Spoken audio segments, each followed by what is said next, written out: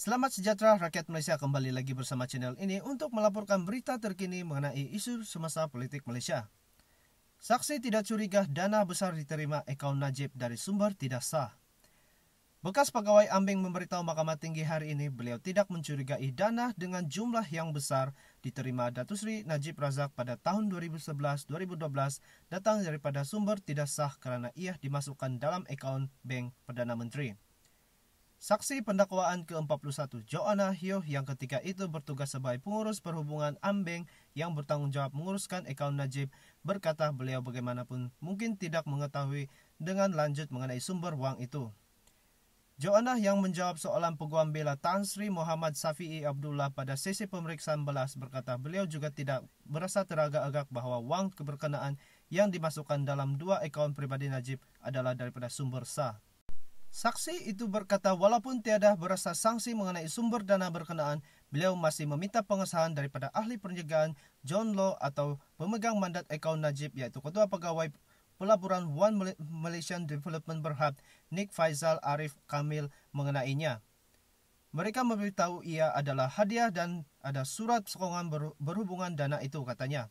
Sementara itu, Joanna bersetuju dengan cadangan Muhammad Safi bahawa pegawai atasnya pengarah urusan kumpulan Ambing ketika itu, Chia Te Kuang Chia, juga tidak mencurigai sumber wang berkenaan. Sementara itu, pendakwaan mengesahkan bahawa Mahkamah Tinggi, Mahkamah Rayuan dan Mahkamah Persekutuan sudah memutuskan surat yang menyatakan Najib menerima hadiah dan dermah daripada Arab Saudi adalah palsu. Timbalan Pendakwa Raya Ahmad Akrab Garib berkata berikutan dapatan ketiga-tiga mahkamah berkenaan 4 surat itu tidak boleh diterima dan ditanda sebagai eksibit dalam perbicaraan kes 1MDB.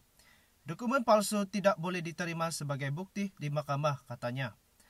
Ahmad Akram berkata demikian ketika menambah permohonan Muhammad Safi untuk mendedahkan surat dan dokumen berkenaan sebagai eksibit. Dapatan itu dibuat mahkamah dalam perbicaraan kes penyelewengan dana RM42 juta milik SRC International Sdn Berhad.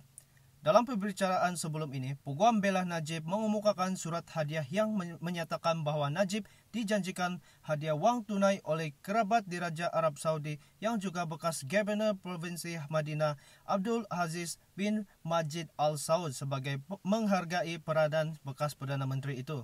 Surat menggunakan kepala surat pejabat pribadi Abdul Aziz turut menyebut hadiah itu adalah sempena persahabatan yang terjalin di antara kedua-dua dan sebagai menghargai idea baru Najib selaku pemimpin Islam moden.